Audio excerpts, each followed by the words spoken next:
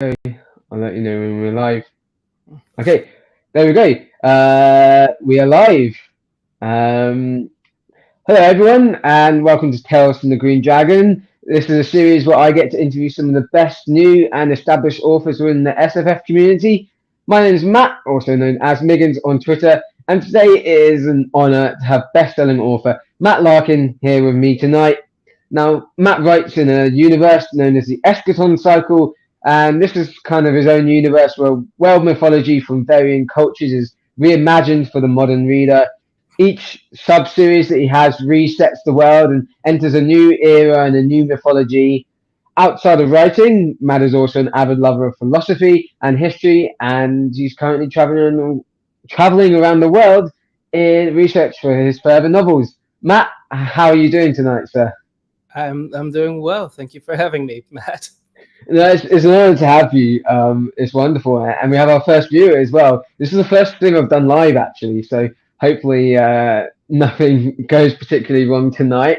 um, yeah, so I guess the first place to start is kind of tell us a little bit about yourself, who you are, kind of your books. Just give us, just a little flavor of yourself. Okay, so you kind of covered it a little bit, but what I'm doing is trying to create a single universe where folklore and mythology from all over the world can come together and exist in a cohesive whole. So I'm kind of blending that with what you normally see in epic fantasy. It's kind of historical fantasy. It's kind of epic fantasy. It's kind of its own thing. It's kind of goes in a lot of genres, but does not perfectly fit in any genre, which has been, very rewarding and a little bit challenging when I try to explain it to people because you can't just say it's just this, right? It's mostly historical fantasy, except it takes place in a mythic past, almost akin to Robert E. Howard's Hyborian Age and that kind of stuff. Um, as for me, yeah, I studied philosophy in college and was always into fantasy, always into writing. I always wanted to be a storyteller. I started out with some early stuff that, even though I was immensely proud of it, eventually, as I discovered my voice and the direction I wanted to go, I decided to take down my early projects in order to have a more cohesive brand, which is what you see out there now with the Eschaton cycle. Mhm. Before that, I was kind of writing all kinds of different stuff all over. And I realized at some point I needed the name Matt Larkin to mean something, so I took that down. I actually write science fiction as M.A. Larkin also. But that way, Okay. somebody knows what they're getting. If they search for Matt Larkin, it's the Eschaton cycle. If they search for M.A. Larkin, it's science fiction stuff. So it's made sense at the time to separate them to me. Uh, Yeah, I mean, I had no idea you were writing science fiction as well. That's fantastic. yeah, all the stuff that I have currently published was written in collaboration with J.S. Moran, who is most famous for the Black Ocean series of books. So we did 17 books together, I think. We have not been working together lately. He's been pursuing his own goals, and I decided to dedicate all my energy to the Eschaton cycle. But we did have a lot of fun while we were doing it, and hopefully we'll get to do some more of that someday down the line. Yeah, absolutely. I mean, the world's always there for you to go back to, right? Um, Yeah.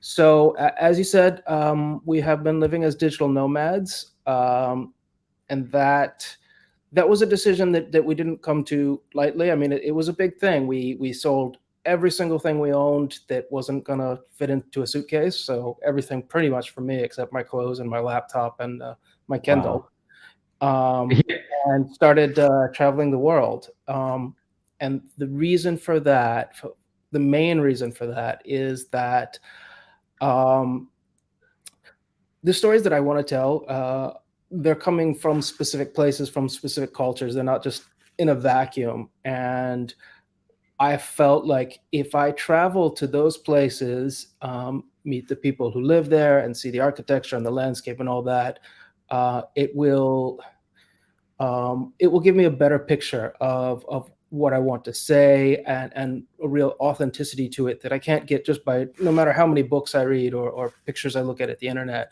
Of Hmm. course, I'm reading all the research books and I'm doing all of that, but it's not the same as actually having been there. And we took a few trips like that, just individual little trips. Maybe once a year we got to go somewhere. We went to Hawaii when I was working on a Polynesian series, and it was really rewarding. But it's not for most writers. You're not making a whole lot of money, so it's not financially reasonable to travel all over the world all the time. uh, Yeah. you can't do it. But when you have no bills, when you cut everything, when you get rid of everything, you have no expenses at home, then not only can you travel, but for us, since we were living in the US, it's actually cheaper to live in most of the other countries in the world than the US. So Yeah. it, it's not hard. I'm coming to you live right now from Spain. We're in Cordoba, Spain for 30 days. And we got this nice Airbnb we've rented for 30 days, and this will be our home while I work on my next book. So there's a lot of plus points to the lifestyle too. Yeah. So while you're kind of on the road, what kind of like a typical day, what does that look like for you? Because I guess some days you're going and exploring places, some days you're doing more writing or more kind of paperwork. Hmm. Yeah. So usually I'm either working or out doing research. I don't usually do both on the same day, unless it's just like somewhere very close, like walking distance to the house or something. And then, maybe we're going out to a meal and going to stop by and see something.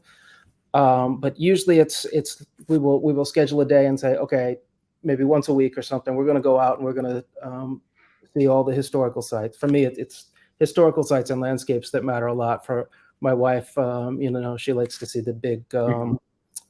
popular tourist places, the places that you're going to see in movies and feel like, okay, now I understand that place. I've connected to that place. So um, we do a lot of historical stuff and a little bit of the modern stuff.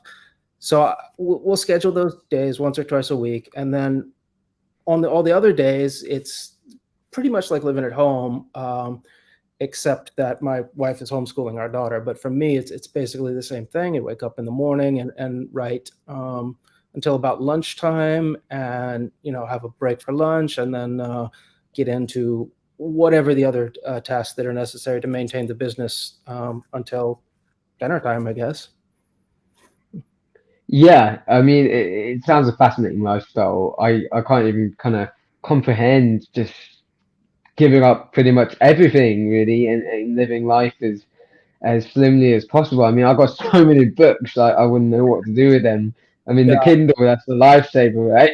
yeah. I have my entire library has to fit on my Kindle. So yeah, I years ago I did have a book collection. I had already begun digitizing it before we made this decision, but yeah, there are a lot of things that we gave up, and a handful of things that we stored, because we knew we would want them someday and they had sentimental value, like paintings that my father had done before he passed away, and those kinds of Yeah. things that you can never buy again.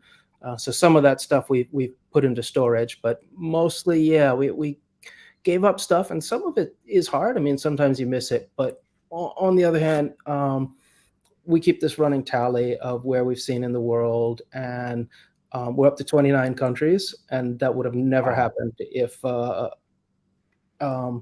we hadn't done that. And when you live in the U.S., we lived in Florida, and unless you want to go Mhm. to Mexico or somewhere in Central America or something, which are very lovely. I have been to Mexico and it's very lovely. But unless you want to go somewhere there, it's a very long flight to get anywhere to any other country from Florida. So those long flights tend to be expensive. You can't just do that for Yeah. the weekend and say, okay, I'm going to go explore a city for the weekend. So now we have so much more freedom. And in some cases, we stay for a month in a country.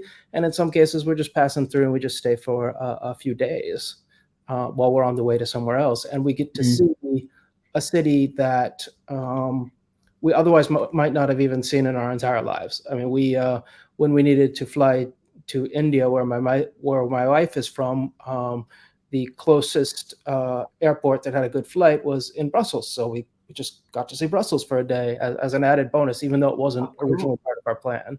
So there's a lot of nice little perks like that. Yeah. That honestly, that sounds incredible. I would love to do something like that. I mentioned before we got on the stream that I'm planning to go back to New Zealand in 2024. Mhm. And I want to spend, kind of a year there traveling around. But there's a part of me that's also like, well, that's also not the only place I want to see. I'd love to see the world as well. I've always wanted to see South America. Patagonia has always been on my bucket list. Should. And I would love to just travel around like a nomad, but yeah, I wouldn't even know where to start. I don't really, have the skills to be able to kind of keep an income going whilst Mm. I'm there. But Yeah, it's yeah. a dream that maybe someday. Yeah, you do have to be able to work online. I guess that's the other caveat. You Yeah, have to give up everything, and you have to be able to make your income online. For me as a writer, I'm very blessed. I can sit down anywhere. I can have a my laptop and just sit down and keep writing books as long as I have a stable internet connection, for looking up stuff and all that. But otherwise, I don't have a lot of yeah. requirements for what I do. Where's the kind of craziest or the most incredible or memorable place that you've sat down to kind of like get your laptop out and write? Well, honestly, I almost always write in whatever home we're in, but that can be hotels, Airbnbs, wherever. The few times that I've tried it at cafes or trains or whatever, it hasn't worked out that well. I tried it on on a flight at some point, and managed to lose a good chunk of my manuscript. And yeah, Oh gosh. I mean, fortunately, I had the original from, it was what I was editing from my editor. Sarah had just sent it to me, and I had downloaded it and spent a couple hours on the flight working on it, and then realized I had at some point during that process managed to delete part of the manuscript. So I had to re-download the Oh, thing, and all the work I had done on the flight was lost. And after that, my wife and I kind of just agreed that I probably need to be sitting down somewhere totally focused, free of distractions when I'm working yeah. on something. So yeah, I won't do that on planes or trains or whatever again. I don't think. Yeah. Yeah. No planes, trains, and automobiles. Definitely not automobiles. No, yeah. Yeah. um, So I'm curious, you mentioned the editing there. I'm always curious to kind of ask writers, what does your editing process kind of look like when you get the manuscript back from your editor and you look at all these changes and red comments or whatever on the side? Where do you kind of go from there? So that's going to be a different question for every writer. I can speak to what it's like for me, because I am uh, what I think is sometimes called like a very clean writer, because I write in, I do a lot of planning and sort of iterative outlines that just go bigger and bigger and bigger, and I'm kind of filling those out. So by the time that I'm actually drafting, I kind of already know everything I want to say. So there's not a lot of that. So a large portion of what my first editor does is going to be, well, she catches typos, but that's not her main function. Mainly, she is looking for making sure that the sentences work well, and that the metaphors work well, and that no that I'm not losing my meaning, or getting lost, or everything's kind of making sense. And then she will leave a lot of changes, and I go in and accept each one or reject it as it seems appropriate. And then she will also have a lot of comments in there saying, why is this person doing that? Or can Hmm. you can you make this even more emotionally powerful by stretching out this tension, or something like that. So that's my editor's job, is to do that. And then I have a proofreader that goes through and does like the really fine detail work, and she's really good at catching a million things that get past both the editor and me, no matter how many times we read through it. So she's very, very detail oriented, and does a really amazing job. And she also has taken it upon herself to work as kind of a continuity checker for everything, and you know, Oh wow. yeah, and it's really kind of amazing to work with her because she can be like, well, here you say this guy's eyes were blue, but in a previous series, 10 books ago, his eyes were brown. And I'm like, what?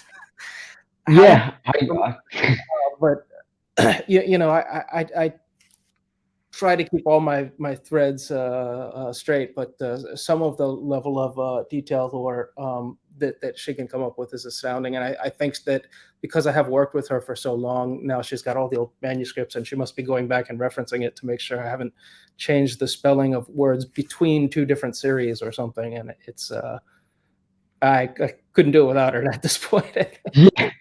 I mean, that's incredible because the thing I find is that when I'm reading a book and I'm immersed in that world, I can remember a lot of the details. Um, but then, literally, as soon as I put that book down, I start another one, and I come back to the last one, I'm suddenly have to find myself back in that world again. And even when I take notes, when I write a review, and sometimes I have to look things up and remind myself how I kind of felt at the time. So me and continuity, I'm fine with it when I'm reading. As soon as I put the book down, I've forgotten it because I read so many at once. Um, Yeah, I'm kind of yeah, the same way. I can. It's different with my own work because I'm so deep in the world that I tend to remember most of the stuff that, other than what I would consider minor details, that I have an editor for, a proofreader for, because those things, yeah, I totally can forget those easily. But the what the characters are feeling or their motivation or the threads, usually I have a lot of that in my head, and that's not a problem. When I'm reading, I don't know if I've just used up all my brain power on my own work or what, but it's like yeah, as soon as I finish the book, if I'm going to write a review or a recommendation or whatever, I have to do it within a week or so. Otherwise, I'm going to be like, I loved that book. I absolutely loved that book. I cannot remember what happened. Yeah. yeah. Sometimes I just feel like that. I mean, I often think, oh, people must think he's one of those people that's always so positive. But I've been really lucky that actually I've read so many books that I think the only one that I haven't enjoyed in DNF was Red Rising by Pierce Brown. Every other book I really enjoyed in some capacity, and now I'm running out of ways to kind of describe things and I often feel like, oh, geez, people must think I'm this guy that's always positive, saying something good. But I've just been lucky to find so many wonderful books.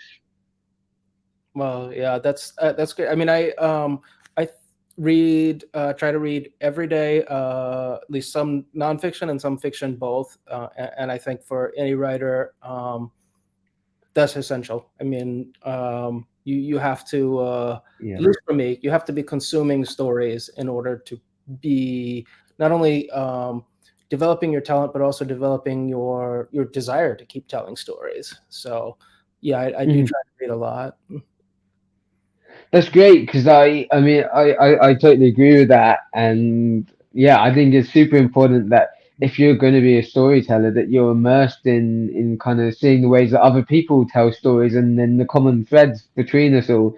And too often, it's sadly here that authors, when they become sort of really popular and they're writing full time, they lose that reading time or they find that when they're reading, they've got their editing brain on, and I feel like that's really sad because there's a lot of joy in reading, and yeah, so it's great to hear that you still get that time in every day.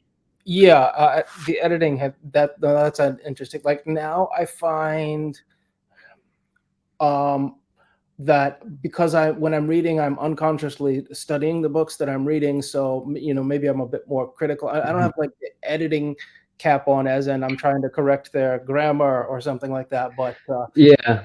I've become far more sensitive as I've discovered my own voice and how I want my words to sound, to the sound, the rhythm, the voice of authors.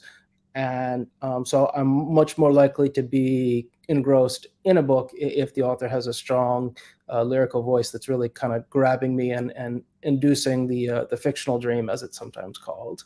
Hmm.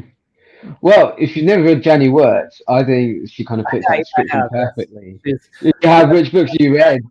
yes. Jenny Wirtz is definitely well, one of the ones that I would say really, really does that. And you can just kind of fall into that dream that she's creating, and just the sound of her prose is just mesmerizing. It's so different from anything else I've ever read. It's yeah, it's one of those ones that I do have to get myself in a headspace, and it does take me time when I kind of step away from her works and then step back into them. I have to find her voice and her rhythm again. But when I do, it's mesmerizing. But yeah, and P.L. Stewart as well. If you've not heard of him, he writes very similarly to Janny actually. He's a great friend of mine, and he's a quite he's around a lot on Twitter as part of the kind of the indie community. Affectionately I called him the granddad of book Twitter the other day in my video. He's great, and he's the only one that I've read that's sort of kind of come close to that style of Janny. But I mean, she's in a whole another level. Um, but speaking of authors and prose and books, let's come back to your books. And again, let's come back to the beginning. Where did this kind of spark come from the Eschaton cycle? What was the first kind of idea that you had, or the first moment you decided, oh, I've kind of got this idea for something? Oh, that's a complicated question because it's not. I think with a lot of authors, it's not one idea; it's a bunch of ideas that have probably existed at varying times in the author's life, and they come together in new ways. So, I was really interested in the roots of fantasy when I guess maybe starting in middle school, and I started reading all this stuff on mythology from cultures all around the world. I developed a particular fascination with some of the stuff that inspires the overall cosmology of the Eschaton cycle, which would be Gnosticism and Buddhism and Hinduism, and some of these more like complex esoteric philosophies behind them. And I started reading all about that stuff. So that was all kind of percolating in the back of my mind. And then it kind of combined with a D&D game that I was running that about reincarnation and cycles of time and history. And Wow. so none of those are exactly the answer to your question, but all of them Hmm. combined eventually led to me working on a novel that I never published after writing.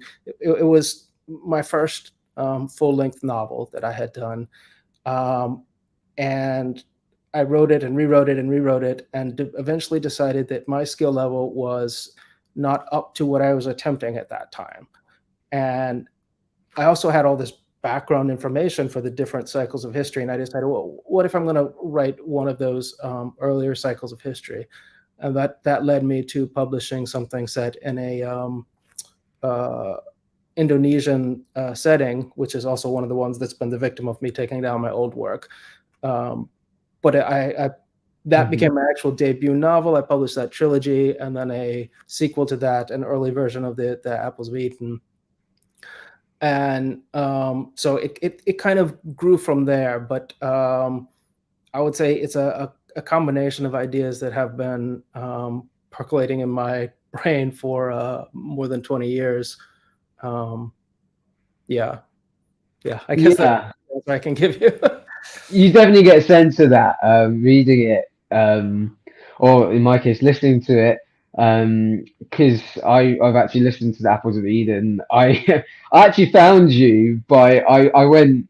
I'm kind of known for enjoying what I affectionately call chonkers books that are kind of 500 plus pages Yeah, and long series and big epic scope fantasy.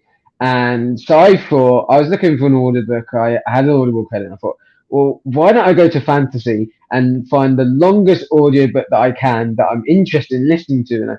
And I go to the last page on the Audible and I see this 92-hour audiobook of this whole series, yeah, Gods of the Ragnarok era. And I think, whoa, cool. And then I kind of research it a little bit and I look up your website, and I remember there must have been couple months ago, and I was meant to be going to bed. I worked the next day, and I was up till like 1 or 2 a.m. going through your website for like 1 or 2 hours, and then I saw that Sarah was your editor, and I'm friends with Sarah on Twitter, and so I messaged her and I said, I knew Sarah, that. you edit this guy? Sorry? I don't think I knew that you knew Sarah. Yeah.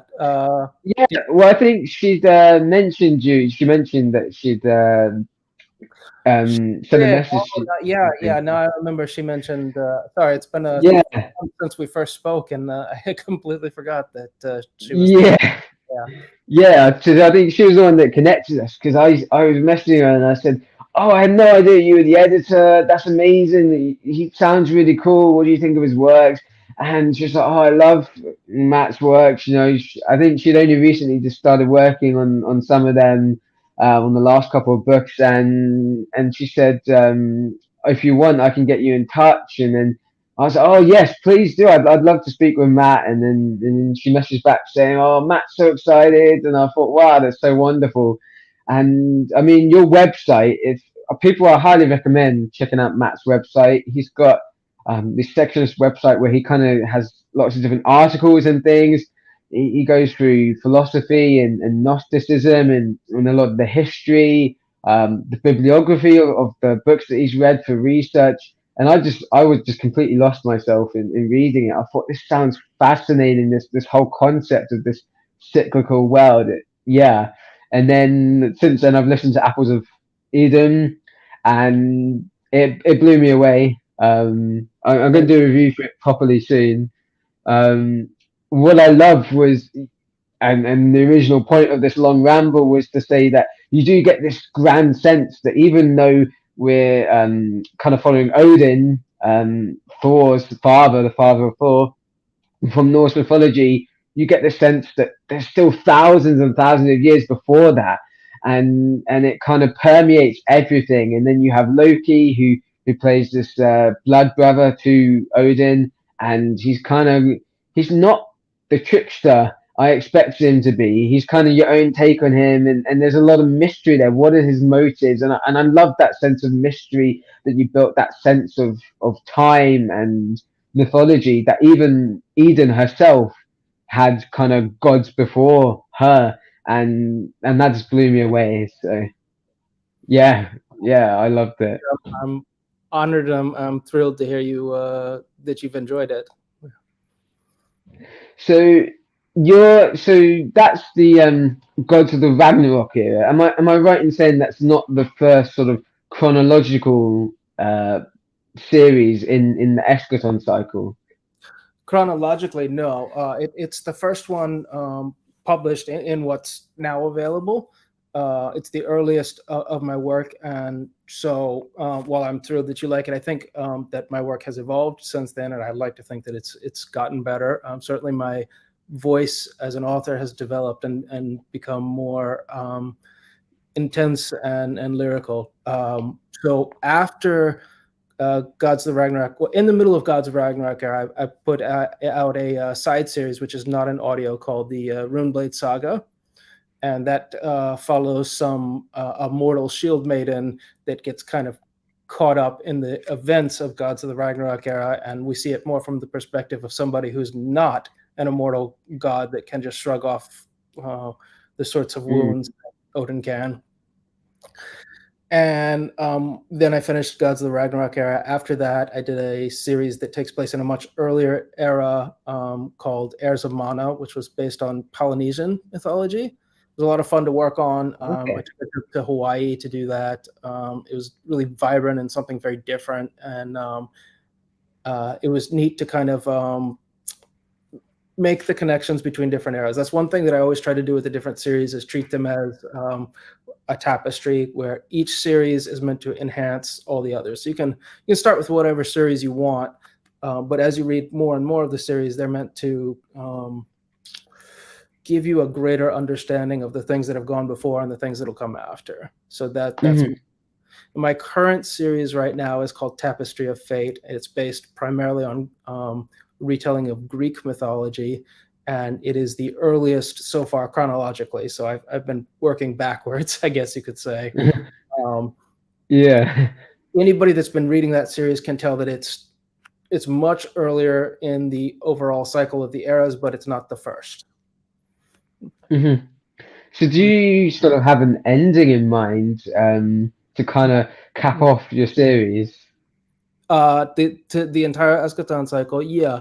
There are 8 eras, and I'd like to do a series for each of them. But yeah, I as I mentioned originally, the 8th era, the final era, was what kind of inspired this entire idea, and eventually I got to this point where I thought, I am having so much fun doing these prior eras that I think I'm going to focus on that and build up my skill level before trying to tackle this uh, Hmm. gigantic story for the final era. But yeah, I kind of, I mean, I knew where it was going all along, and to greater and lesser extents, yeah, all the eras have been kind of planned out, and the connections between them, the overall plot lines for the different series. Because I am such a heavy plotter, it's really important for me to know where things are going and Hmm. how everything connects. Yeah, and I think that's something that the general public really enjoys in this age of kind of like the MCU and interconnected universe. I guess in fantasy, the Cosmere, and there's even other examples in fantasy now. It's becoming much more kind of popular to kind of do that, and I think it's awesome. I think I love this sense that there's stuff that's come before and stuff that's going to come after, and it really kind of builds this whole world. And even I guess there's so many references that I noticed in Apples of Eden that I'm sure you're not going to get to kind of explain every single little thing. And when I started out, I had this grand idea, thinking, okay, this world is going to have a place for every conceivable myth and folklore, and it's fine for me to say, okay, they all exist there, but I'm only one person. I've only got so much time. I have to pick and choose which ones are the most important to me, and that means that I'm focused primarily on European and Asian stories. That's where I've traveled. That's where I've done the most research. That's what I know the most about. And it means that some stuff that I maybe thought I was going to do at some point, and I've had to accept, even recently now, I'm probably not going to get to this. So Mhm. I'm focusing on what I can do, and I have forgotten your original question. I'm sorry. Yeah. Well, this is what's fun about free flowing conversation. These things come up, and I think it's really interesting and exciting that there's always kind of that possibility that there's more. That even when it comes to an end, that that there's still more stories out there that are untold and more things. And I think like I said, it kind of helps build that real sense of a world that we're only kind of getting a glimpse into it, and at sort of Yeah. certain periods of time. And again, that whole kind of cyclical thing that time kind of resets itself. And perhaps there are areas that we won't see, that you won't get to in your career, that happened in this kind of, well, it is kind of Earth, right? It's just like an kind It of is our alternative the version. last era. Yeah, The last era is the real Earth. Yeah. So one, yeah. the ones that you're reading, like the Ragnarok era, takes place in a prior version of the Earth, directly prior to the one we're in. You know, during an ice age, but not exactly the last ice age on Earth. Just kind of the general idea of one. Yeah. So that kind of links into something that I wanted to ask about is, like you kind of said at the beginning, your books, they're kind of fantasy, they're kind of proto history, and all these kind of little mixes. But in terms of the history, where do you kind of start? In particular, with the Ragnarok era, as far as I'm aware, there's kind of two sort of books: the Prose Edda, and the other name escapes me. But as far as I'm aware, there's not sort of that much out there that's kind of cohesively pulled together. It comes in fits and bursts. How do you kind of decide when you're researching what kind of history to put in, and and to connect it all, where perhaps we've only got fragments of it, and you have to build kind of a bridge between the two. Well, there's actually quite a lot of sagas out there of Norse mythology, but as you hit the nail on the head, you said they're not cohesive, and that's completely true. They're not even cohesive within the framework of themselves. There's the Prose Edda, which is not even cohesive within itself, nor cohesive with Snorri Sturluson's other work, where he tells the saga of the Yngling kings. That seems like a more refined version where he goes and contradicts a lot of his stuff from the Prose Edda. There's the Poetic Edda, which is, believed to be based on older sources, and then there's all these Icelandic sagas. So those all give me sources for Norse mythology, and forms the crux of the story. The historical stuff, those are whole other books, written by modern archaeologists and ethnographers. And as you said, I have a bibliography that kind of catalogs a lot of this stuff. So if we get a chance, and I don't know if you have the ability to put a link in the comments or something, that could give people a place to start to read about both Yeah, history and the funny. mythology. Yeah, definitely. I'll put a link in the comments. We actually have a question from good friend and fellow fantasy author Troy Knowlton, and he's asking you, Matt, are there plans, or are you considering doing a series on Hindu mythology, because they've kind of got a variety of deities? So is that kind of something that's on the cards, or? Yes. It's very important to the foundations of the Eschaton cycle. The stories from Hinduism and Buddhism are integral, and if you're reading Tapestry of Fate, you can definitely get hints of that going on.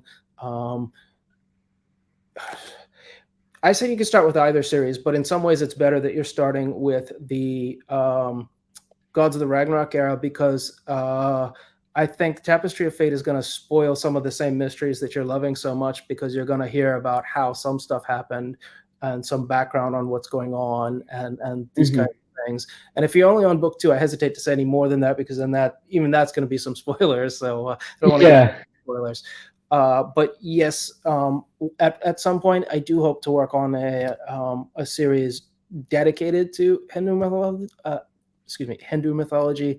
However, that's probably a ways down the road. I have other projects that are taking higher priority right now. Mhm. Yeah, I think Hindu mythology is something I'm very interested in as well, so I'll definitely be reading that when that comes out. I think it's something we don't often actually see, or we see hints of it in fantasy, especially kind of with things like the Wheel of Time and the Buddhism and kind of those influences there. But it's not something we often see as directly kind of taken inspiration from and put into a fantasy realm. So I'll definitely be excited to check that out when and if you get there later on. Yeah, the plan is to get there at some point, but it's not the next series on the docket. Yeah. So where kind of have you visited in the world to talk about your travels? Are you kind of focusing mainly on the works you're doing right now, or have you kind of visited places? I mean, you mentioned India, that you said your wife was from there, that It's perhaps yeah. you've got research there for future series. Yeah. That was how I met her. I was backpacking around India um, many years ago now, and it was one of my first research trips, because I was so interested in um, Hinduism and Buddhism and Indian architecture and philosophy. And I met her and we hit it off. And since then, I've been back to India many times. I've spent at times many months living there. So that's been a fantastic experience. And one of the reasons that there's multiple reasons, but if I were to name 2 reasons why I'm not doing the Hindu series right away, one is because it's kind of the beginning of the first era, so I Hmm. don't want to give that stuff away yet. And the other reason is that I have to support my family, and Unfortunately, the reality is that certain things, Norse mythology, Greek mythology, Arthurian stuff, it's just going to attract readers that are more Yeah. likely to take a chance on that. As I learned painfully with my Polynesian series, a lot of readers, even readers that were big fans of my Norse stuff, were not willing to make the jump over to that, or they made the jump and they thought, oh, well, this language is very, the names are unfamiliar, and it takes a greater mental effort to make that jump. And some Hmm. people love that. Some people like really, really loved that series because it was something that doesn't exist. Um, it doesn't have any equivalents out there really, um, but that also means there's no built-in fan base. There's no category that you can click and people are going to Yeah. scroll and say, I want to read oceanic fantasy. And I found it very hard to market that series. Indian would be a little bit easier than that, but still there's not that many Mhm. Indian fantasy series out there if you compare it to various European or Chinese or Japanese or the other options that are out there. And I had that problem to a lesser extent also with my Indonesian series. It's just not there's not a lot of Southeast Asian stuff. Now that's very dear to my heart, so I'm still planning to Yeah. re-release that.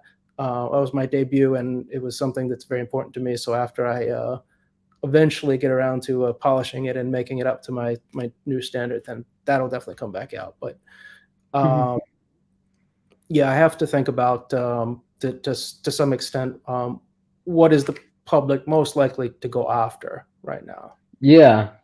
Yeah, and hopefully by the time you get round to kind of polishing those other series and writing more of those eras, then hopefully readers will trust you and follow you. And I think the tide is kind of turning on these things. Hopefully, the last couple of years, there's sort of definitely more interest, I think.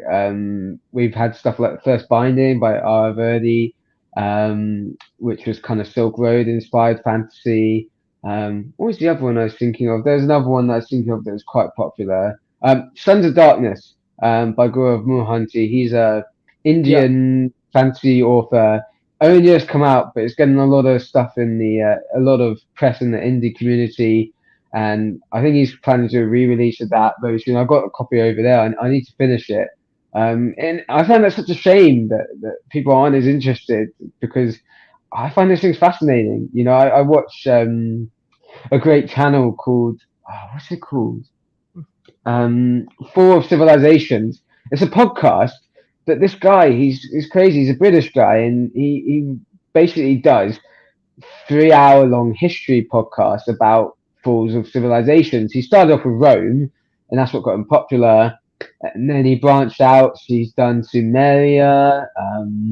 He's done a um, he's done stuff with not Malaysia, with Cambodia and time. he's done stuff with Polynesia.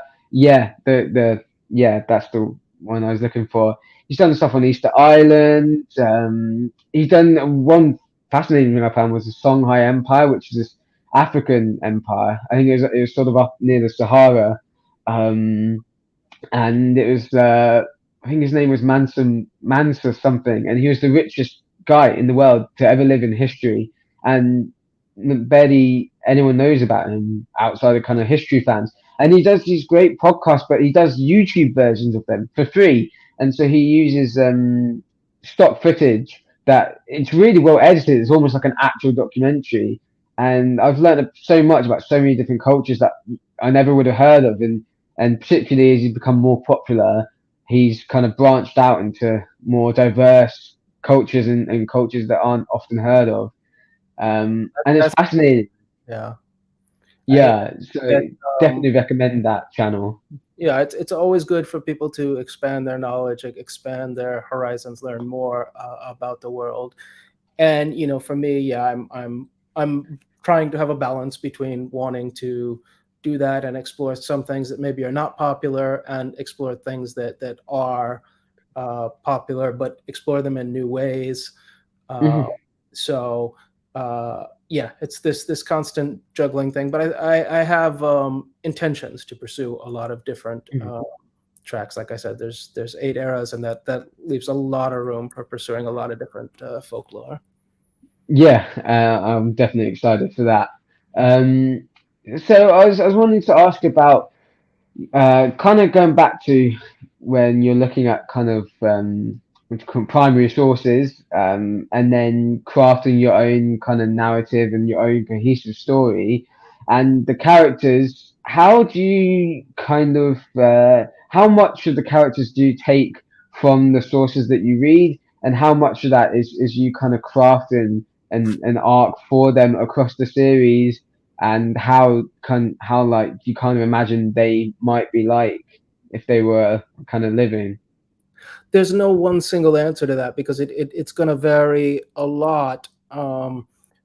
One thing that you find when you're reading mythology is it's not like reading a novel, right? You don't have usually fully fleshed out human beings with motivations and feelings and complexities, and you have these just larger than life figures, and maybe they have a significant tragic flaw, and then otherwise they just have the stories. They did this and they did that and they did this, and so I think the mythographer that is trying to tell this story, that it becomes up to them to flesh that out and to turn it into something else. And there's also times when I deliberately take something and make changes, because I think it'll make a better story, or because I want to fuse characters, have a conservation of characters to make the story stronger. So everything is always sort of in service to what's going to make the best story. And Hmm. so it varies a lot. Also, sometimes I have to think about theme and tone and what I want to say. So if I'm looking at a particular tale about a character, then I have to decide, is this fitting into the tone of my world? Some stuff in Norse mythology, Greek mythology, any mythology, sometimes it can be too goofy to fit literally into the sort of gritty, realistic historical take that I've got going. So it has to be, it's either the event gets cut completely, or um, it's reimagined in such a way that it's like, oh, this could have inspired that legend, but obviously Thor didn't Hmm. actually drink the ocean. Um, yeah, right. He didn't actually make the sea level drop by drinking it. I mean, that's not Yeah, it's not going to fit into the sort of realistic world that I've crafted. and I mean that's something that really fascinated me, that there was a sense of this world being grounded, that even though there's this kind of crazy stuff going on around Odin, and he's interacting with the Vanir, with Eden, and there's the one of my favorite sequences, which was I don't really want to say was spoiler, but there's a certain thing from Norse mythology that is pretty famous, and Odin's basically traveling to get some answers, and he kind of gets some very crazy, very weird answers, and he comes away very confused. And I love that there was a sense of mystery, of this sense of myth and the reality kind of reaching together, that it felt like it could happen, that even though there was this heightened magic and things going on around them, that it still felt like reality. um That's certainly what I'm yeah. shooting for. So you have this idea in reinterpreting mythology called euhemerism, whereas where stuff is interpreted as these were real people and real events, and the supernatural elements are just preserved in folklore. So I kind of take that approach, but keep some of the fantasy in. Enough that you can say, okay, well, there is sorcery. It is a thing that exists. There are um, dragons and stuff. Okay, they're rare, but they exist. Mhm. Um, but Odin, as you see in the book, Odin and his people, they start out as basically human beings, and later they manage to in, infuse their life force enough that they have slowed their aging to a crawl, and they're not vulnerable to disease, but they're still basically human beings. They're born, they grow up, they have human emotions and human weaknesses, and um, Yeah. that to me is what made that story interesting to tell. Was to say, okay, let's imagine that these were a tribe of people living in this ice age in this very, very harsh world, and what would they do to get by, and how would they cope with it when they did run into supernatural elements on the fringes. uh, Hmm. and as far as your comment about Odin traveling and seeking answers, yeah, the 9 books are structured into 3 trilogies. So the first trilogy is about him, his early years, the war with the Vanir, and him establishing Asgard. And then the third trilogy is about him, trying to get the knowledge to figure out how to avert Ragnarok. And then, spoiler alert, he fails to avert it. And the third trilogy is him trying to basically deal with those events, seeing the end of the world coming. Yeah. Oh, go ahead. I just saw Troy's comment. Yes, Gilgamesh is another one of those fascinating stories that I wanted to tell and had to kind of push aside in order to focus on the things that were most important to me, because each book that I write takes a long time to research and plan and all that. And when I'm writing these big series, these chonkers, as you call them, yeah, I can't actually tell every myth ever. And so it was a decision that I came to relatively recently, and there was a little bit of sadness to it and a little bit of relief, thinking, well, maybe I can actually finish the Eschaton cycle in my lifetime. So it was a trade-off. Yeah, I myself am very, very intrigued by Sumerian mythology, the Epic of Gilgamesh, and I've actually got a very exciting announcement soon. Can't say too much, but let's just say I've been working on a special little project that literally I've been getting information about it today. That is hopefully going to be entertaining, and it's to do with the Epic of Gilgamesh, this kind of audio drama adventure thing. So hopefully I'll be able to say more about that soon. But yeah, the Gilgamesh, I mean, as far as I'm aware, they kind of say Story. it's the world's first story, right? Yeah, It's the world's kind of first myth. And you see so much of the classic myth kind of prototypes there, and the kind of structure of myths that is so replicated further down the line. And I love it because, yeah, it is that world's first story, and kind of everything else kind of comes from that in a way. And I find that incredible and fascinating. And yeah. yeah, absolutely. On a kind of related note, I'm actually working on the Numa Elish. Is sort of a minor part of the Tapestry of Fate. It's mostly based on Greek mythology, but it also pulls a little bit from Babylonian mythology. Um, Wow. so with Marduk and Tiamat and some of those characters. So um, working on that and doing some research into that, and it's interesting how many um, parallels there are, because it's very different from Indo-European mythology, which is where one of my areas of expertise is. But there are still some parallels to the whole sky god coming and fighting the serpent that you get in Hinduism and Norse mythology and Greek mythology and almost all the Indo-European mythologies. You've got Yeah. some of sky deity that comes and fights the chaos serpent and slays the serpent and makes the world a better place. Well, there's a prototype for that in Babylonian mythology, also in Marduk slaying Tiamat, and that's really fascinating. And incorporating a little bit of that into the Greek mythology has been kind of fun. That that genuinely sounds awesome. I think that was one of the sort of inspirations for my little project that I've been working on. That this idea of connection between the different mythologies, and what if they were connected. And that's pretty much all I can say.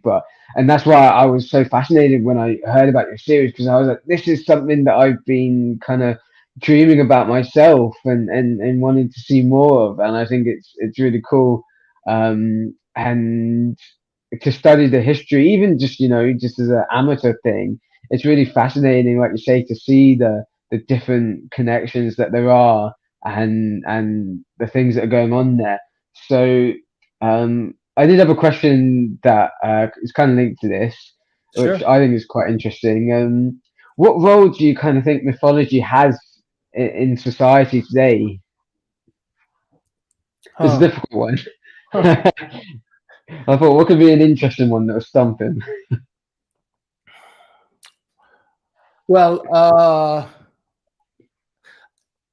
I mean, I think that these stories, people came up with these stories to explain the world that they lived in, and to entertain, but they're foundational to our cultures. And by looking back at the stories and imagining them, and thinking about where they come from, we look at where we as humans came from, and where we're going.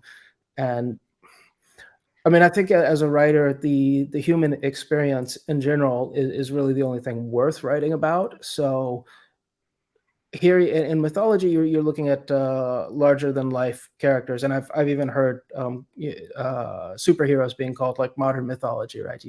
Superman and Mm, whatever, and I guess that's probably true, right? You have these larger than life figures, but they're at their most interesting to me when they are having human experiences.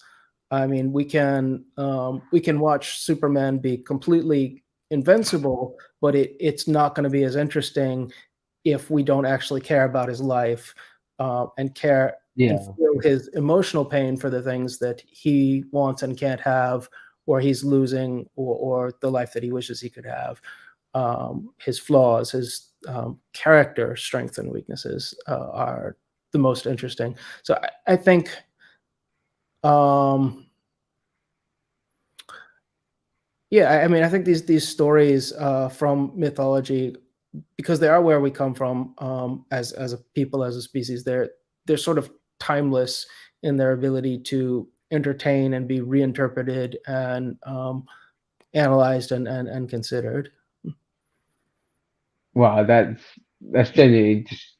I'm just trying to take that all in because it's like music to my ears. I think that's one of the things that I love about stories. I did a video a while back that I was meant to do a part two of. It was all about kind of like the power of storytelling and going back to look at some of the first stories and what they can tell us about humanity, and that really kind of spoke to me. And I mean that's some of what I find most fascinating is to look back and see how it kind of reflects on us today and what it tells us about humanity and about society. And I really like what you said about that, the kind of the flaws that these people have, that these gods that we see in these mythologies, making them have flaws because it makes them more relatable, and you care about them, and they're not invincible. You're worried they could die, they might be in danger. Yeah, And yeah, and I definitely agree with everything you're saying. It's great to find someone else out there that kind of has that same sense that I have. So yeah, that was fantastic. thank you. Yeah, that was. I wasn't really prepared for that question, but I'm glad you liked the answer. No, you came up with a fantastic answer. I was just in my head. I was just like, wow, this guy's literally speaking as if I like wrote a script for him. This is like exactly the kind of thing I love to hear. So it was great. No, I've got a few funny ones, a few weird ones. I thought I'd try and be a bit unique. Um, here's probably the weirdest one. If you got to live as a hobbit for a week, what would you do? Uh, eat, sleep, man. If I got to live as a hobbit for a week, like I'm assuming that includes like a hobbit's kind of life with where your only worry is what am I going to have for dinner. So yeah, I mean that sounds great. I don't have to do anything. All I got to do is take three breakfasts and three naps a day, and yeah, that's nice. I think I would you know really enjoy that for a week or so.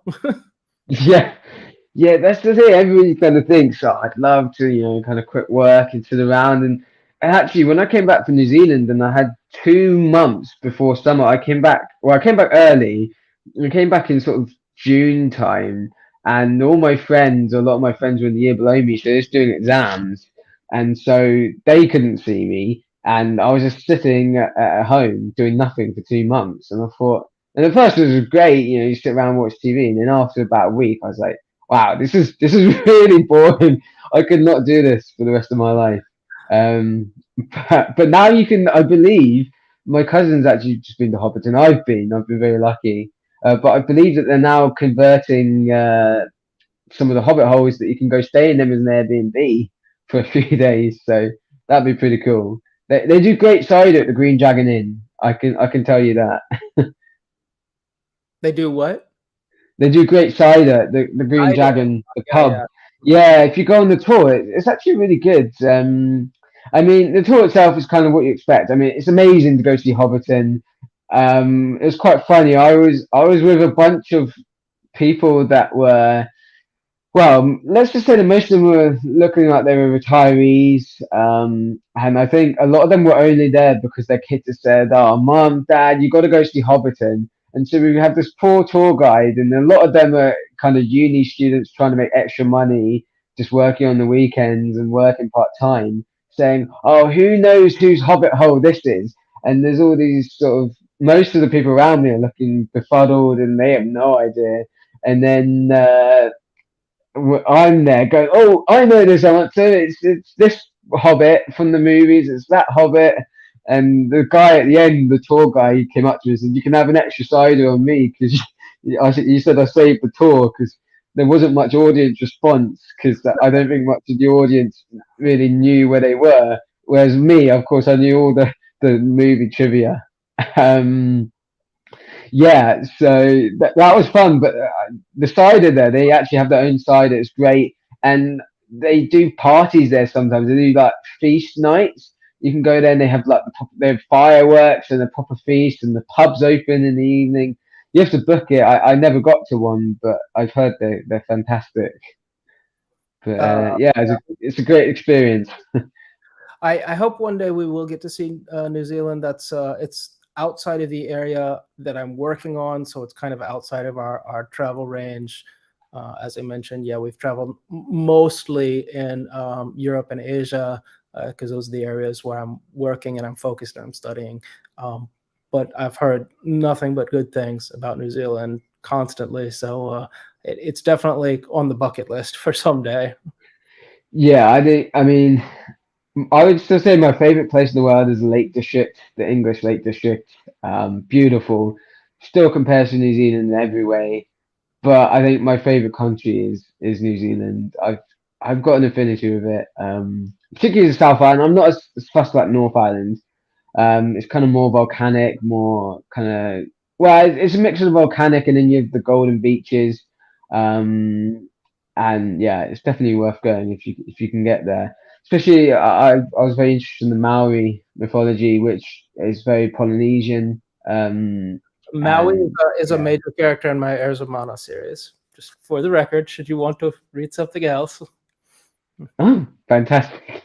Yeah, that whole kind of Maori culture is really interesting out there. And Oh, yeah. Maui. I thought you said Maui, the. Uh, Oh, like the Hawaiian, I'm yeah, the so Maori. yeah, okay, Maori, yes. No, yeah, I did some reading into Maori mythology also when I was working on that series, but I didn't wind up incorporating very much of it. Mostly stuff from Tahiti, actually. Yeah. Heard you there. Well, funny story about the Maoris. When I went there, as I went there for my uncle's wedding in 2008, and I was about nine-ish, probably eight actually at the time we went, and we went to the zoo. I think it was on. Well, we didn't really see much in North Island, but must be somewhere near Dunedin. And we went to the zoo, and they had a Maori show on. And Mhm. of course, I'm a young 8-year-old kid, and I'm not scared of them, but I'm definitely nervous meeting them. And I didn't want to take a photo with them. And my parents were like, "No, no, no, you got to take a photo. You're gonna regret this. You know, Nana would love this." And I said, "No, no, no, I refused. I was too nervous of them after seeing their performance of the haka." Um, and lo and behold, I did regret it. I did live to regret it. And so when I went there, I made sure to get a photo Now I was with a company that I went with, and we had an induction kind of few days, and I was one of the first to get there, and we met up in Christchurch, and so I was pretty jet lagged. I hadn't really slept much. I got through the day, and we went to visit this Kiwi zoo just outside of Christchurch, and in the evening we were going to go and watch the Maori show there. Now by the afternoon, I was completely shattered.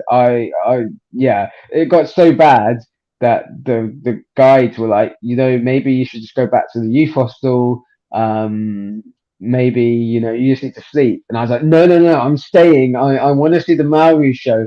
And it Uh, got to the point where I was literally falling asleep, standing up, rocking back and forth in the middle of it all because I was that shattered, but I was determined to stay there and go in, and I joined in, and I don't have much memory of it because I was literally half asleep, but I was desperate not to miss out on that experience. mm, Um, but yeah, so I did get a photo in the end.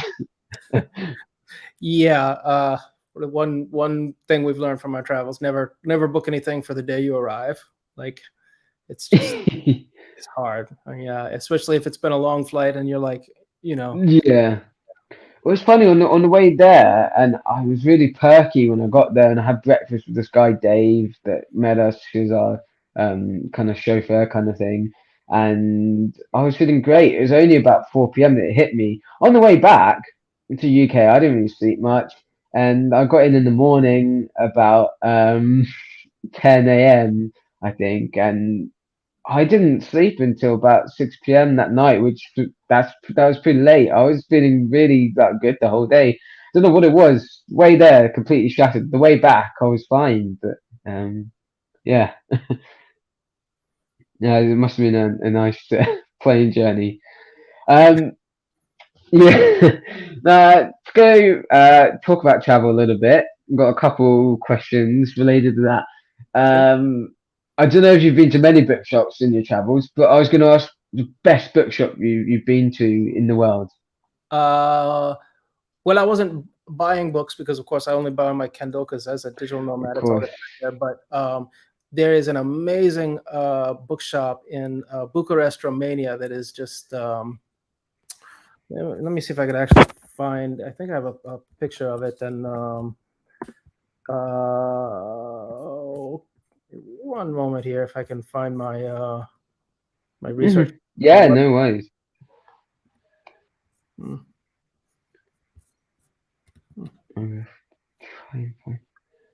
Yeah, it was. I think it had 3 stories, and it was really mm, quite an interesting, Wow. beautiful bookshop. I went to the biggest bookshop in London, the Waterstones Piccadilly, to get R. Verdi's The First Binding. And I was because I was going to Lord of the Rings all nighter, and I thought, and it was in the evening, and I thought, well, I don't want to waste the day, so I'm going to go early and go to this Piccadilly, the biggest bookshop in London. And I can't. actually, I wasn't that impressed, but they didn't have as much range there, I'll be honest. But I made a little vlog of it, but it's taken me so long to edit it and do voiceovers and things. But I don't know if anybody else can see the private chat thing that I just dropped in there, but I assume you can see it. oh yes, If you want to share that with uh, anybody, that's scrolling down a little bit. You can see this. I'm probably going to butcher the pronunciation here, but this Carteresti Carousel was just this stunningly huge, beautiful bookstore. It was, yeah, 3 stories above ground, and wow. then it had stuff underground, and it was very, very cool.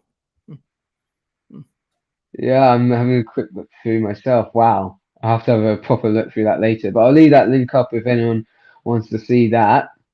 Um, wow. Yeah, there's some amazing architecture around the world from all different cultures. It's amazing what people can do, what we've done throughout history. And it kind of gives you a little bit of hope for humanity in a way. Yeah. Um, it's only a slight bit of hope. um, and then I was going to ask, I guess this is a generic question, but I hope you have an interesting answer. What's kind of the most memorable thing from your travels, or the thing that kind of made you go wow when you first saw it?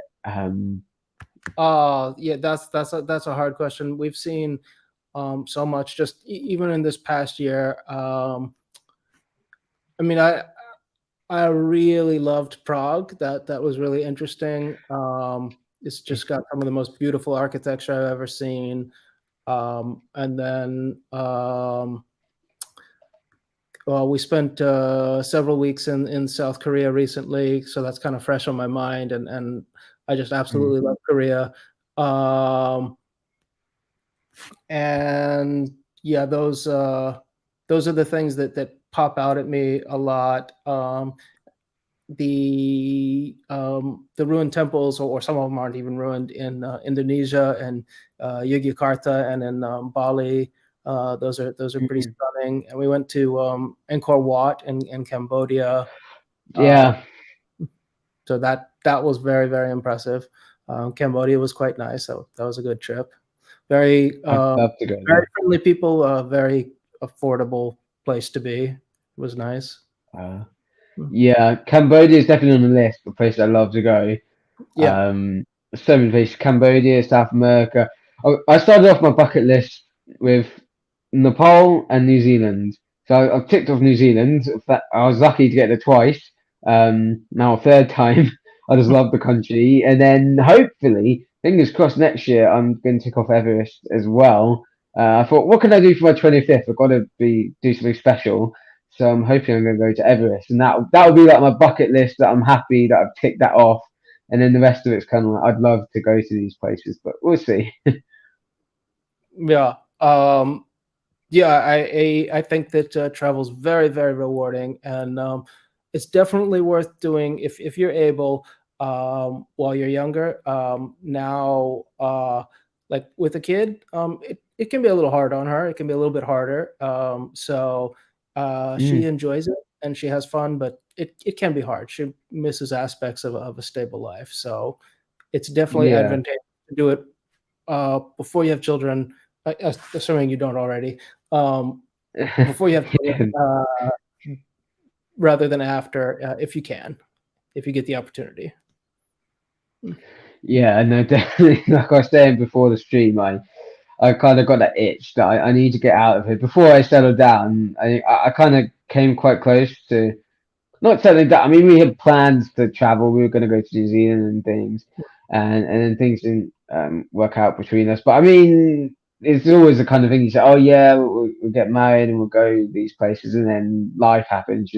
I think I would have ended up kind of just settling into a routine, and it never would have happened. So it was nice that almost that I've been given a second chance. That I realized, okay, maybe wow, I'm still really young. I've still got so many things I want to do that maybe Mm. I can see it as a bit of an opportunity to kind of go and do some things I might not have been able to do. Um, yeah, so hopefully, definitely, I'd love to get back traveling. Um, Now, another interesting question, another little bit of a weird one that you're probably not expecting. If some of your characters came to life, and they stepped out of the storybooks or out of the history and mythology books, pick one character that you choose to be on the opposing team that you're fighting against, and one person you'd bring in to fight on your side. Uh, well, I mean I guess the cop out answer would be I'd want the person on the opposing team to be some nobody that couldn't do very much. I think yeah, maybe a baby or something. I wouldn't feel terribly threatened. I could just walk away. Um, and on a more serious note, like if I was saying, okay, some of these people deserve to be defeated. Yeah. In my new series, that's more fresh in my mind than Gods of the Ragnarok. I've been out of that one for a while, but I would say, yeah, there are some pretty despicable people in that series. Zeus chief among them. Um, When I looked at the actual myths, when I was reading deeper and deeper into the myths and Greek mythology, and looking at all the things that Zeus did and the way he behaved with everybody, it just struck me that here you're looking at a sociopath, and he's a really bad guy. He's a serial rapist, serial adulterer. He's a bully. He's very powerful, and he uses that power. He throws his weight around to get Mm. whatever he wants, whatever he wants it, and really hurts people that don't give him what he wants. So he became sort of one of the primary antagonists of my story. So he'd be a really, really bad enemy to have because he is so powerful. But at the same time, he's somebody that I think anybody would enjoy seeing him get his comeuppance. For somebody that you would want as an ally, uh, I well, you've only just finished book one, but Odin gets more powerful too, and he's pretty dangerous. So he would make a pretty potent ally, I think. You've got somebody that's an excellent warrior and ruthless, and has a lot of knowledge and wisdom and power. Seems like somebody you might want on your team. Yeah, I mean, after reading book one, I can definitely see why that might be advantageous. Yeah. And I gotta say, I loved where book one ended. I don't want to spoil anything, but there was one moment where, towards the end, where a certain character kind of showed up, a very important character in Norse mythology related to Odin. And I kind of had this moment. I was stacking the shelves. That's often where I get most of my listening done with the audio when I'm kind of cleaning up the shelves in the evening of the store that I work in, and I had this moment where I was like, "Oh, this character's appeared," and a kind of almost like a fanboy moment of this Uh, character making their appearance. I'm not sure if you can gather which character I'm talking about from yeah, that, I can but get there. Yeah. yeah, yeah. And what was really interesting for me was because with Norse mythology, it's something I'm fascinated with, and to a certain extent Greek mythology as well. But I'm not also not familiar with it. I've seen the Marvel movies, and I'm sort of vaguely familiar with the basic outline. But I was very excited because I knew the kind of rough sketch of Norse mythology, but the kind of details they weren't filled in, and so reading your book, they kind of fill in some of those details for me, and so I didn't know what was coming. I didn't know what to expect with each new kind of thing that came to life and way the story went. It's exciting because, like I said, we kind of know where it's heading towards Ragnarok, and we know roughly where it ends. But Right. sort of the in between, I have no idea what's coming next. So it's not like I'm reading a book that, oh well, I know everything that's going to happen. And it's maybe not as exciting. I had no clue walking in, and I loved that. I can have those moments of, oh, this character's showing up and this thing's happened, and oh, I remember hearing about that in Mhm. school. Yeah, I've always enjoyed in authors that I read, also seeing characters that are familiar, but at the same time they're taking them in new directions and new stories with them, and that can be very rewarding. So I read a lot of historical fantasy. Yeah, Madeline Or Miller is a one I'm a big fan of. Her yeah, her Greek mythology stuff is really amazing. She's the first one that comes to mind right now, but also Guy Gavriel Kay is probably my favorite author. He's done some mythology stuff too. So yeah, anytime they're bringing in characters that I know and love, then yeah, you get a little bit of that fanboy moment, and you're like, oh, this yeah. is gonna be awesome, right? Uh, so yeah, like Prometheus is a favorite character of mine. He's a major character in my work, and when he comes on stage, even briefly in Madeline Miller's Circe, he's it's a high moment for me. I'm like, wow, this is cool. Yeah, and I love that these mythologies, they're kind of such a big sandbox that so many different authors can play in them. I mean, this is the first series I read that's directly inspired by Norse mythology. I've read some kind of Nordic inspired stuff, but this is the first one that takes directly from Norse mythology. But then I've acquired the Hanged Gods trilogy by Tilda Cold Holt, which kind of follows. It's basically yeah, Ragnarok again. And then we also have I can't remember the name of the author. You might be aware of them, but I think there's a male author that wrote Loki. And I love that there's so much richness and opportunity there for each author to kind of have their own spin and interpretation, and you can read the different series. And for example, between yours and the Hand God trilogy, they'll both be completely different takes on Ragnarok, and you'll still have that excitement of, oh, Ragnarok's coming, this big apocalypse. But seeing it from different kind of ways and different perspectives, and I think it's really cool that different authors can dip into that sandbox and play with it.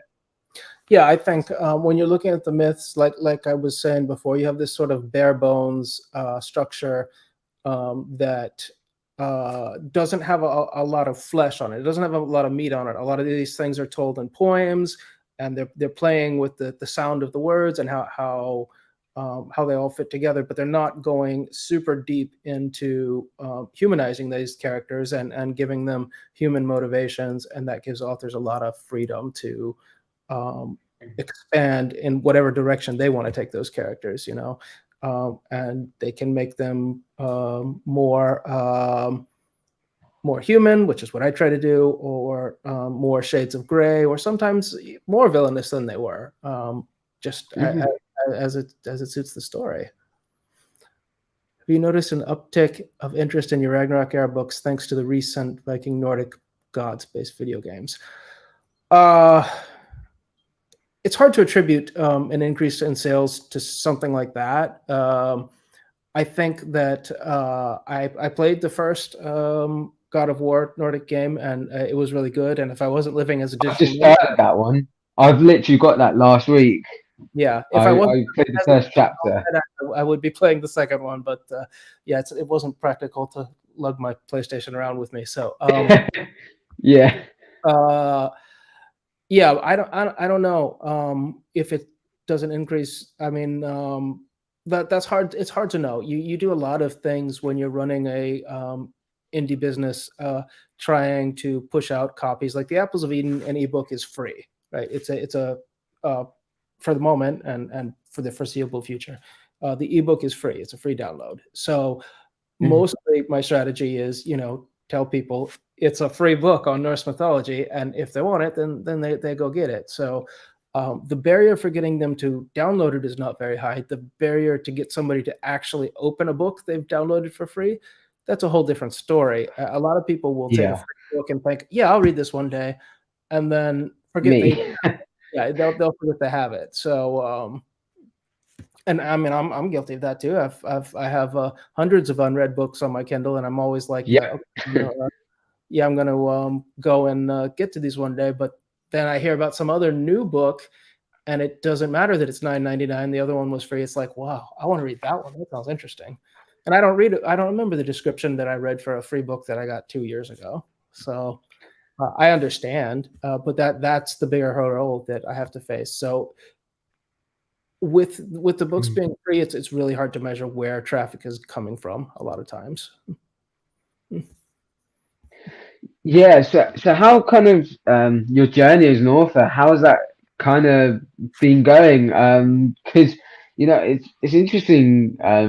Your books have quite a lot of ratings on Amazon, but until recently, I kind of hadn't stumbled across your books. It was only by chance. So how kind of have you found kind of building your own kind of brand and marketing yourself and everything?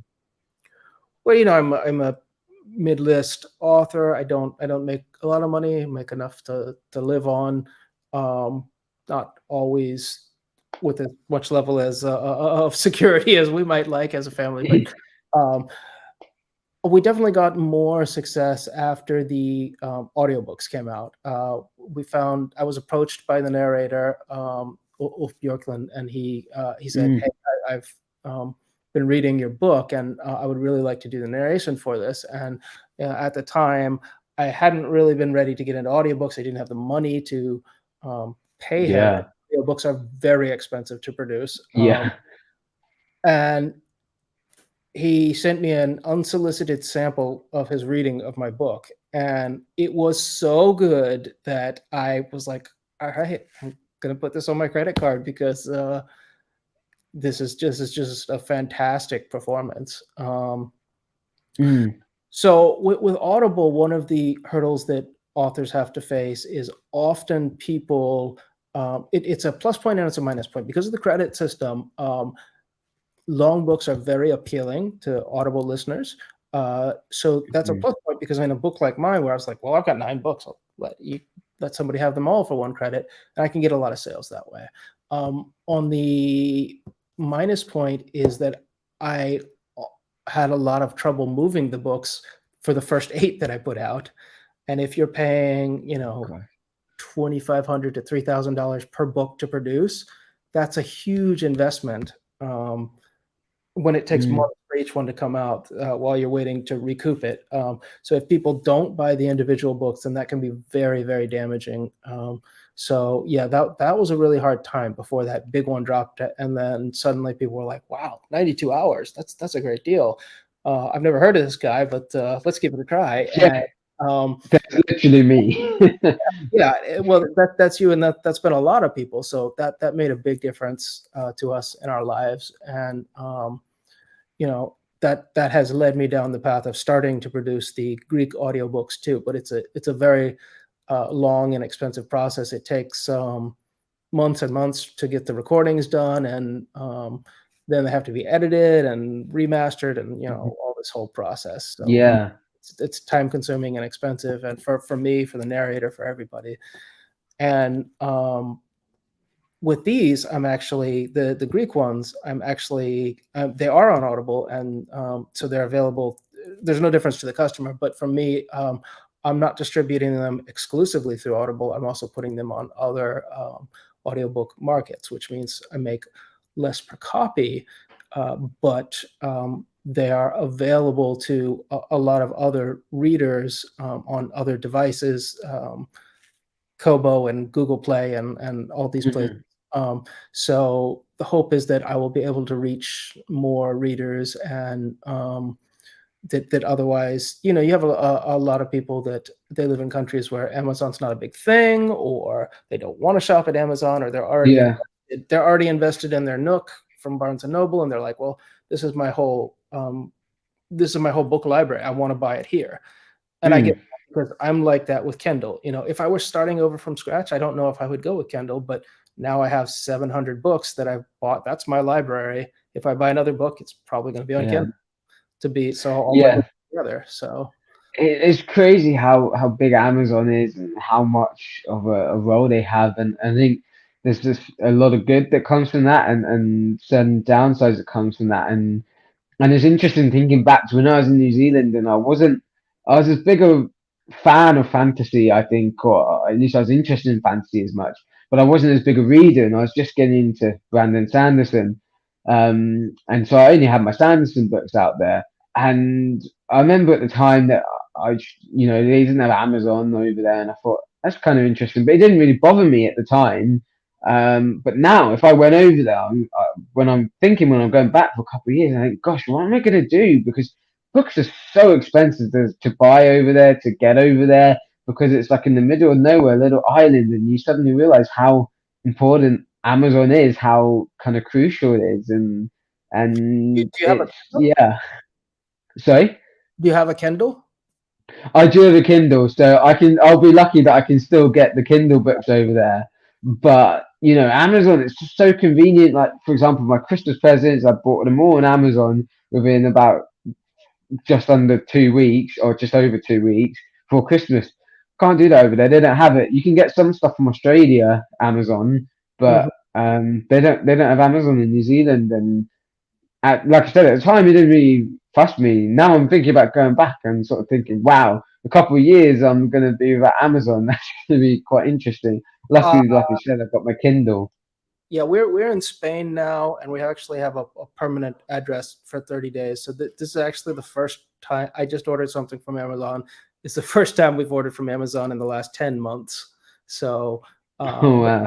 that's a thing for us. As digital nomads, there's not that much stuff we would or could order to take with us, but I needed something for my daughter, and it was Yeah. like, instead of hunting around um, all over Cordoba trying to find what I'm looking for, and I did that first, and I couldn't find it. Then I was like, wait a minute, Amazon has stores in Spain. Let me look it up. Oh, they can deliver something the next day. Yeah. All It's right. crazy, isn't it? Yeah. So I was going to ask, so you're in Cordoba. So you there for research, or you just visiting Spain? Is there something that's going to be going into your future books there? So a little of both. I mean, I guess it's always a little of both. Unlike some of the other locations we visited, like Cambodia or Bali or wherever, it's not.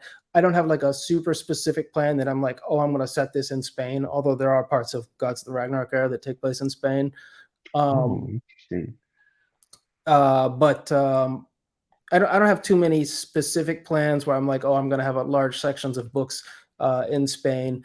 But there's some really interesting architecture here in southern Spain, and for um, like if I wanted to do something with, say, Arabian Nights, I'm not necessarily comfortable taking my family um, backpacking around Iran or Syria, um, Yeah, where I yeah. see a lot of the Moorish architecture here and say, okay, this can give Mm, some feelings of what I would like to recreate without having to.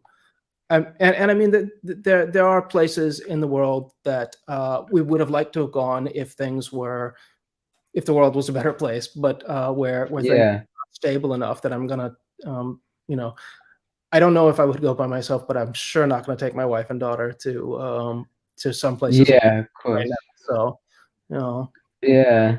So, I mean, you've been traveling for quite a while. Have you kind of ticked off the bucket list now? Is there still sort of a few places on there? uh, I mean, yeah, there's some places that I wanted to see for. There's a few places I wanted to see for research that I have not gotten to see yet.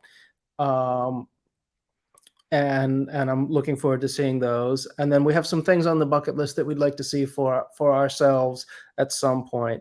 But we may wrap up our traveling soon, and make smaller trips to those other things in the future, because it is fatiguing. It's been a wonderful, amazing, one of the most amazing things I've done in my entire life. But Mm. I said that we've seen 29 countries, and I think 23 of those were as nomads. So the last 2.5 years or so has been it's been amazing, but it's tiring. Like, sometimes Yeah, I miss the comforts of home. I miss the comforts of having a home. I'm tired of every few weeks trying to make everything fit in the suitcases, and it's not always the easiest. Like yeah, world for a child. So, yeah, there are still things that I'd like to see in my lifetime, but I think we're nearing the end of this phase of our journey. I don't know how many months that is. It depends mm. on how the cards play and all, but I, I don't really even know where we're going to be next month right now.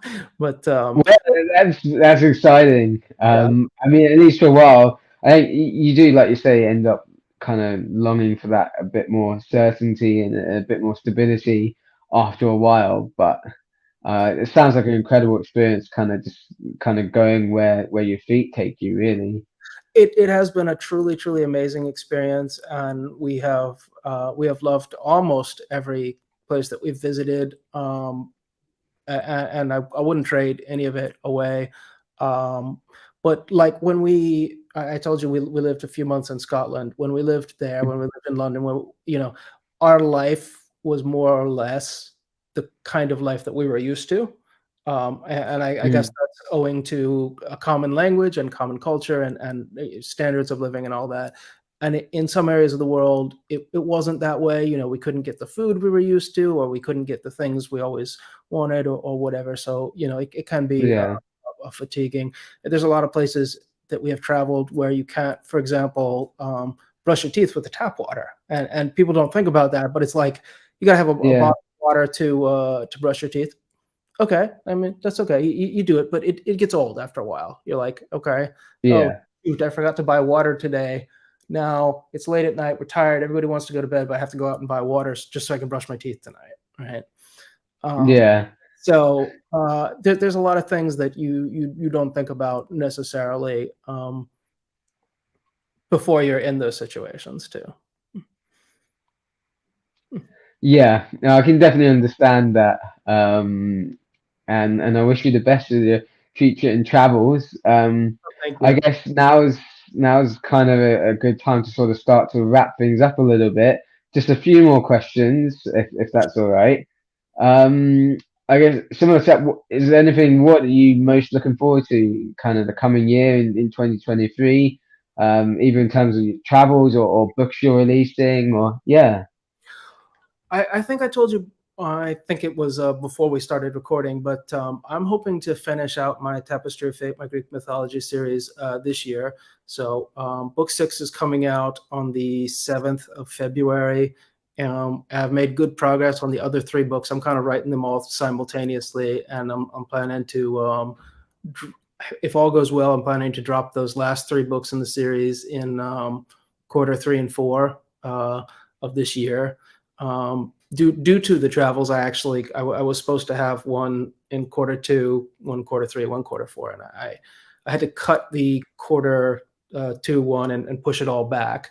But I'm still hoping to get them all out this year, and that will be satisfying on multiple levels. One, I'm very proud of this work, and it's been very rewarding, and I think it's the best story that I've told so far.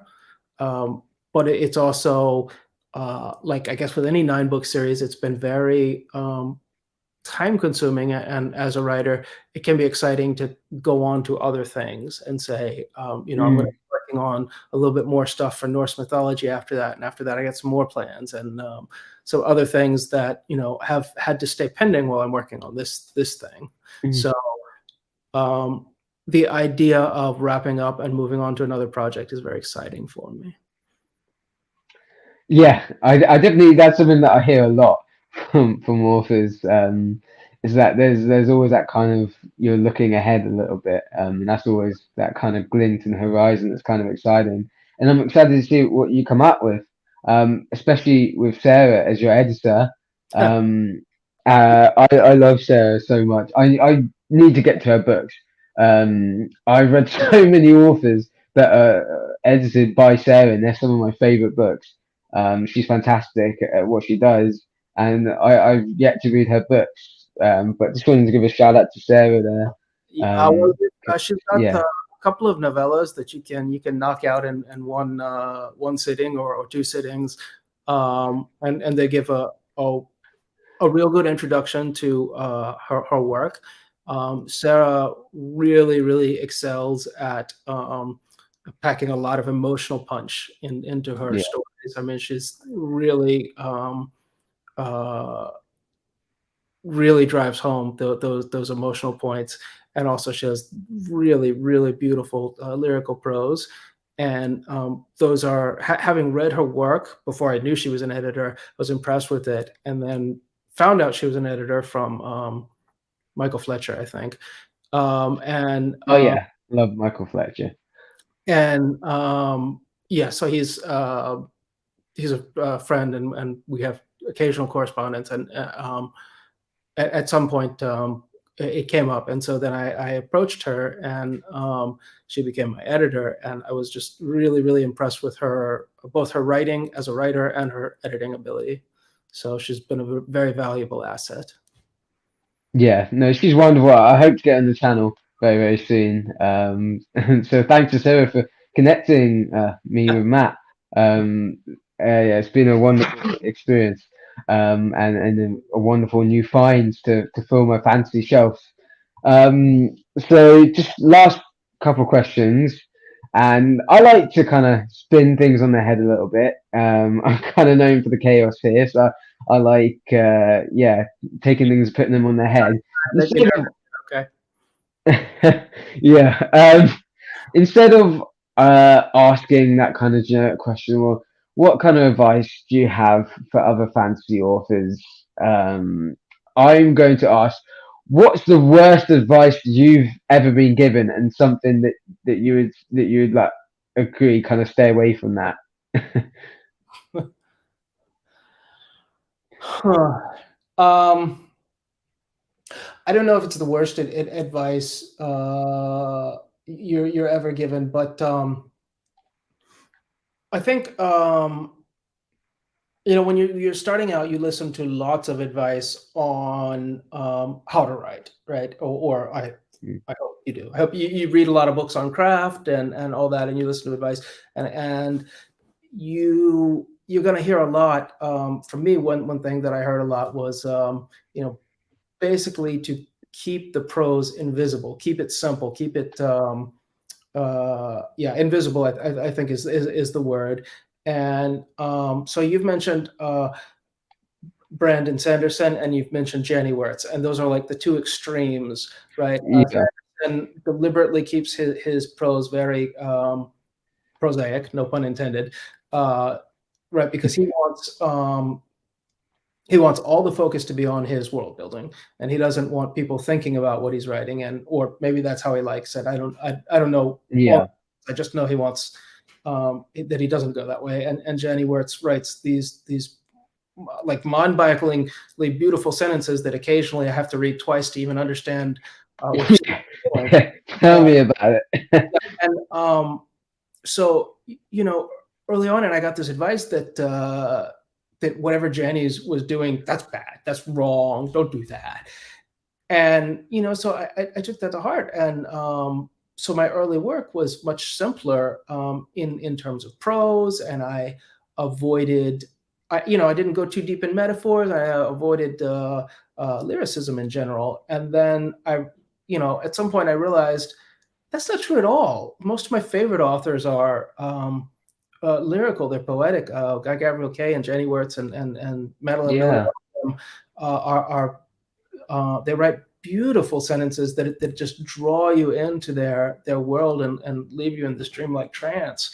And that's what I wanted to be. And it took me a little while to discover that aspect of my voice. And so I don't know that I'm advising anybody to write any particular way, only that I think it's bad advice to assume to assume that you can't do something a certain way. But at the same time, it's worth reading the rules before you start breaking them. Like, know your reason for breaking the rules. If you're doing it deliberately, that's okay. If you're breaking the rules of storytelling because you don't know what they are, then you're more likely to have things that don't flow very well. Wow. Yeah, I think that's wonderful advice. Yeah, I think that's a great answer to that question, which was probably totally unexpected and a weird one. So thank you for answering that. Last question for me. I'll ask if you've got any more questions you want to ask quickly from the chat. Please feel free to put them in. But my last kind of question is kind of a two-parter. Um, I guess the first one is what are your hopes for the future of fantasy in general as a genre? And then the second part of that is more specifically, what do you hope readers take from your books? Okay. Well, from what I like to read, I mean, I kind of was talking about this a little bit. I like to read things that where the voice of the author is carrying me away into the fictional dream, and I'm finding myself more and more increasingly drawn towards historical fantasy and historical settings that, as they are tied more closely to the real world, I feel like they kind of relate more towards us, which sounds like a strange thing for a fantasy author to say, right? But Hmm. of course, if a story doesn't have any speculative elements, then it doesn't appeal to me as much. Well, that's not true. Mm. So sometimes I read straight historical stuff, but um, Yeah. most drawn to fantasy, science fiction, horror, but I'm most drawn to science fiction, fantasy, horror that is grounded in some sort of reality that ties back Mhm. to our reality. So I don't know that I'm asking for anything prescriptive in the future. I'm just saying, you know what? Actually, I will say there's room for everybody's taste. There are so many authors out there, Mhm. and independent publishing. People can get whatever they want. I think if you want a Tasmanian Devil romantic shifter book, there's probably one out there for you. I mean, um, Troy's probably writing that one right now. yeah, zombie unicorns. I don't know. There probably are. So I think that's the great thing is that my books don't have to be for everybody. They are um, dark and gritty and complex and ask a lot from the reader. Um, they ask for a reader that wants to pay attention and wants to think and wants to go into these worlds and consider. And some readers just want escapism, and that's cool. That's Mhm. them, and the people that want to go deeper and have some philosophical musings and lyrical prose and gritty mythology and all that, then that's what I would hope they would take away from my books, which I hopefully answers the second part of your question. Yeah, no, definitely. Again, I think it was a wonderful answer. I could honestly go on forever and ever uh, listening to it. It's been a fascinating conversation.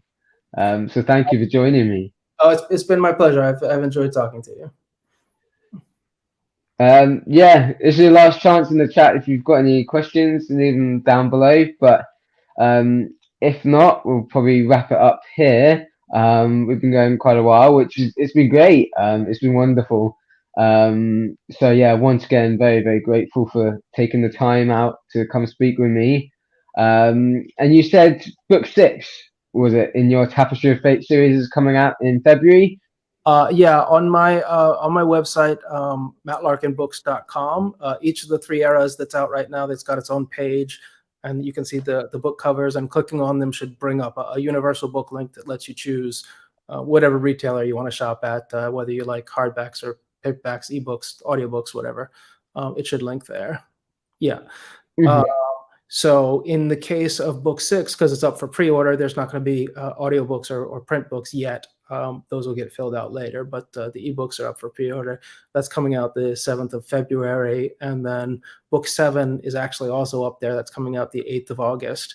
I have not formally put up book 8 and 9, but they are tentatively scheduled for the end of the year.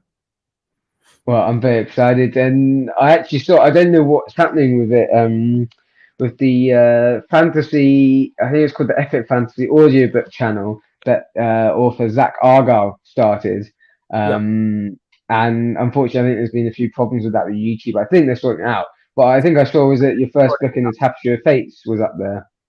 It was. You can listen to the first audiobook in Tapestry of Fate on YouTube. It has been sorted. He got it cleared up. Oh, brilliant! Yeah.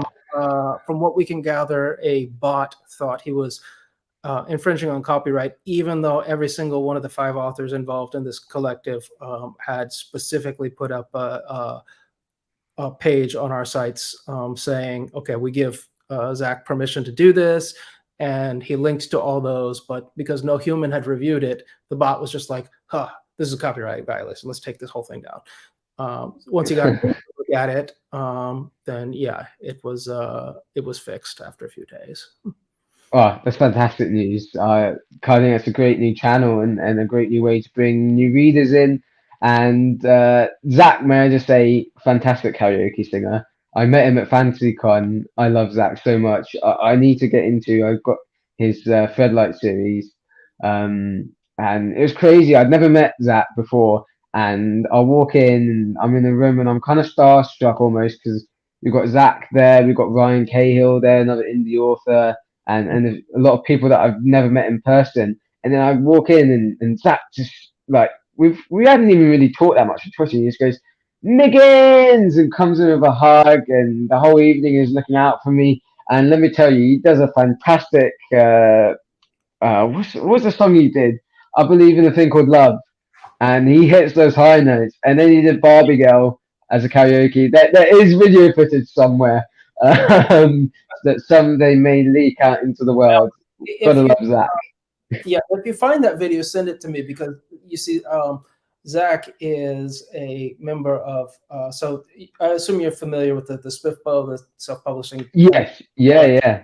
So we were finalists on the same year. So all 10 of us have this Discord channel, a private channel for us that we chat on. So I'm sure it would be amusing for everyone for me to share. I'm pretty sure it's still on my camera roll somewhere. I'll have to dig it out. Yeah. But yeah, you can check out Matt's audiobook, the first audio in the Tapestry of Fate series, on the YouTube channel. I think it's Epic Fantasy Audiobooks. If I Yeah. find a link, I'll put it somewhere on top of my Twitter. Yeah. Let me drop it there real quick. Um, Sometimes I found it yeah, hard to discover that for. I'm not sure what the reason is, but just typing in Epic Fantasy audiobooks didn't always make it come up. So I don't know if you want to copy that over the comments there. oh yeah, I'll put that up. Yeah, and I also highly recommend checking out your own website, Matt's website. It's got some fantastic articles on there that go into insights in philosophy, mythology, lots of different things that I literally spent a couple of hours going through. And then yeah, I believe you also got Patreon that you give out more kind of information. Yeah, actually, so I have a Patreon page that where patrons get free copies of my book every month. I give out a free ebook, and when I'm releasing a new book, then I give that before it actually hits the street. But one of the other main draws to the Patreon is that the World Anvil website that I have. I put a lot of stuff on there for free, open to the public, the maps and countries and all that stuff for my world, and these articles that you're talking about. Yeah, but I also there's a lot of pages like character bios and stuff about the cosmology and that kind of thing that are restricted to Patreon subscribers. So that where I've basically started dumping my world building stuff into this wiki, and I use it partly for my own reference, but also I found that some patrons really get quite excited to go behind the scenes and read about the different underpinnings of the world and the system and all that. Mhm. Yeah, so definitely check that out. I know I'll certainly be checking that out and seeing what you can get on there. Especially if you love mythology. So John and Alex, I know you guys are really interested in that if you're still watching. But for anyone else, yeah, the Patreon link is down there. Matt, thank you. It's been wonderful. I've loved every second of it. So thank you for your time today. Thank you for having me. It's been my pleasure. It was nice talking to you. Thank you. Yeah, thank you guys for watching. Please remember to like, subscribe, get more content, hit the bell notification, comment down below. It really helps the channel. Hopefully, I'm going to do more of these interviews. I've got some fantastic authors coming up. I've got some fantastic reviews coming up, and some more crazy, funny videos that are in the works. So lots more to come. Yeah. Once again, thank you, Matt. Yeah, thank you. It's been wonderful. I hope you have a good rest of your evening. You too. All right. Good night. Thank you. Bye for now.